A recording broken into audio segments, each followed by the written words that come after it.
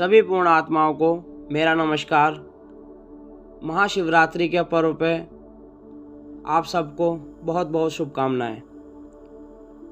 जैसे कि आप लोग सब शिव मंदिर जाते हैं, तो क्या आपको लगता है कि आप सत्य को जान पाते हैं या शिव आपसे खुश हो गए? ये सिर्फ भौतिकवाद के लिए होता है और ये अच्छी बात है कि आप मंदिर जाते हैं, लेकिन शिव को जानें, क्योंकि शिव ने जितनी जानने की विधि इस पृथ्वी पर दी है और कोई ही महापुरुष होगा जिन्होंने उतनी विधियां आपको यहाँ पे बताई होंगी, क्योंकि शिव से ज़्यादा किसी ने ध्यान के बारे में नहीं बताया।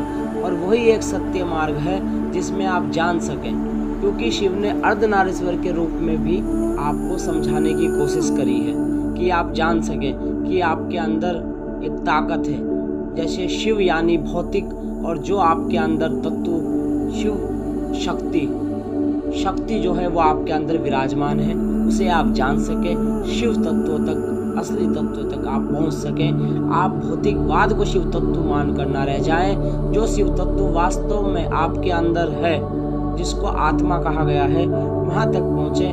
और शिव के द्वारा बताए गए काफ़ी विधियां इस पृथ्वी पर हैं। खुद आपके सांसें जो चल रही हैं वो भी एक विधि है। और शिव को अगर आप मंदिर में देखेंगे तो मूर्ति में एक चीज़ दर्शाई जाती है कि वो ध्यान केंद्रित बैठे। तो कुछ तो राज छिपा है ध्यान में, कोई तो चीज़ ऐसी है जो ध्यान में है। तभी पृथ्वी पर जितने भी महापुरुष पृथ्वी पर आए हैं, जिन्होंने भी जाना है, उन्होंने जानने का एक ही मार्ग बताया है, वह मार्ग है ध्यान। ध्यान की एक अवस्था ऐसी आती है जब आपको समाधि घटेगी। समाधि घटेगी तो आपको आत्मा का बोध होगा।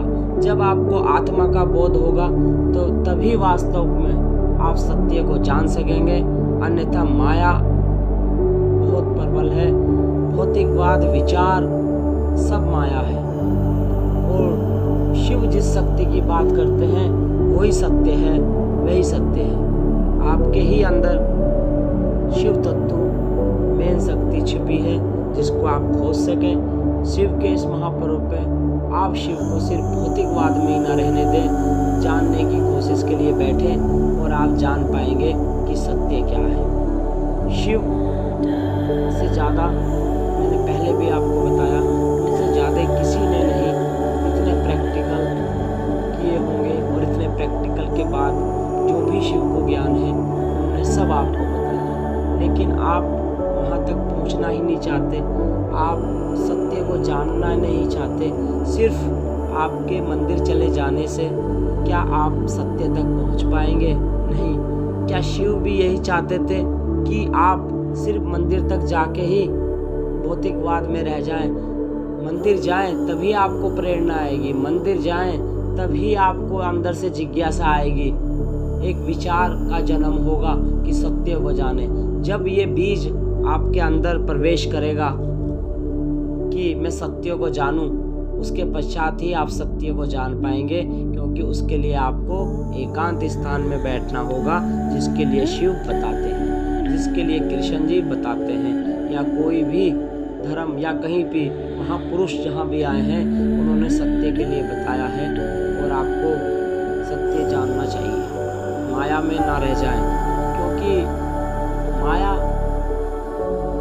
कब तक आप कितने अनुभव करेंगे, क्योंकि आपको भुला दिया जाता है, आपको अपने अनुभव याद ही नहीं रहते। इसीलिए आप जो अनुभव कर पाते हैं उसे ही सत्य मान के बैठ जाते हैं।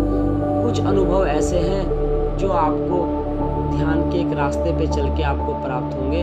बिना ध्यान, बिना एकांत में बैठे आप उन अनुभव को नहीं जान सकते। और जब आप सोने के लिए जाते हैं तब भी अनुभव घटते हैं, लेकिन तब भी आप जागृत अवस्था में नहीं होते। अगर आप जागृत अवस्था में हो जाएं और ध्यान की गहराई तक जाएं तो आप सत्य को जान सकेंगे और जान सकेंगे। अन्यथा माया में काफ़ी लोग हैं, सभी माया में हैं। मुक्त होने का एकमात्र रास्ता है ध्यान। और शिव के द्वारा इतनी गहराई से आपको बताया गया है, लेकिन आप तो सिर्फ शिव को मान के ही चल देते हैं। जानने का प्रयास ही नहीं करते। कभी आप गुरुओं में भटक जाते हैं, कभी आप महापुरुषों में भटक जाते हैं। ये भटकने का संबंध सीधा सीधा माया से है। माया नहीं चाहती कि आप जान सकें, लेकिन शिव चाहते हैं कि आप जानें। इसीलिए शिव ने इतनी गहराई से ध्यान की काफ़ी विधि आपको बताई हैं, क्योंकि बिना जाने आप उनकी गहराई नहीं समझ पाएंगे। सिर्फ आप दूसरों के विचार ही सुन पाएंगे, चाहे वो हमारे स्वयं के विचार ही क्यों ना हो। जो भी मैं आपको बता रहा हूँ ये भी विचार ही हैं, लेकिन जब आप शून्य में प्रवेश कर जाएंगे तब आपको इन विचारों का पता लगेगा। जो बात आपको बताई जा रही है, जो आपके अंदर छिपी है आत्मा, वहाँ जाने के रास्ते हैं। आपको बताया जा रहा है विचारों के जरिए, लेकिन सिर्फ आप विचारों को ही पकड़ के बैठ जाएंगे किसी गुरु के, तो आप सत्य तक नहीं पहुँच पाएंगे।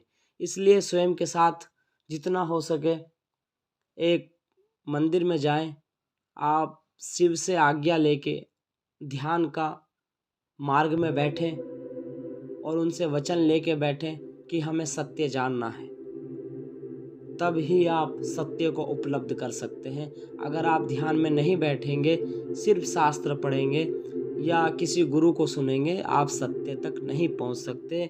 आप ये भी नहीं बता सकते कि वो गुरु सत्य है या नहीं। और जब उसका ज्ञान आपको हो जाएगा सत्य और सत्य का, फिर आप उसका भी प्रमाण आप भी किसी को नहीं दे सकते, क्योंकि आप भी कहोगे स्वयं के साथ बैठना होगा।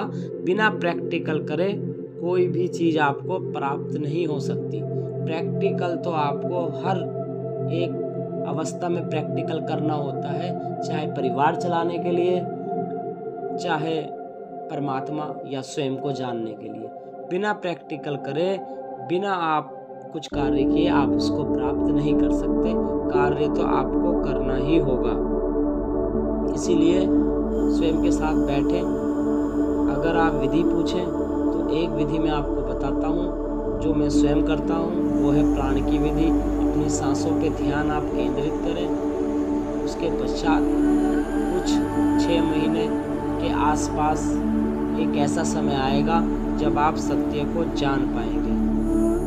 या कोई छोटा अनुभव आपको हो या बड़ा अनुभव हो, वो आप पे करता है अगर कि आप कितनी आपके अंदर उसकी धारणा है, कितना आप उसको जल्दी करना चाहते हैं, कितनी आपकी जिज्ञासा है। बिना जिज्ञासा करे आप उसको नहीं जान सकते, अन्यथा ऐसे ही माया में रह जाएंगे। और कृपया करके हो सके तो शिव के महापर्व पे शिव को हाथ जोड़ के ध्यान लगाने की एक स्थान बनाए और ध्यान केंद्रित करें और सत्य को जाने। जितने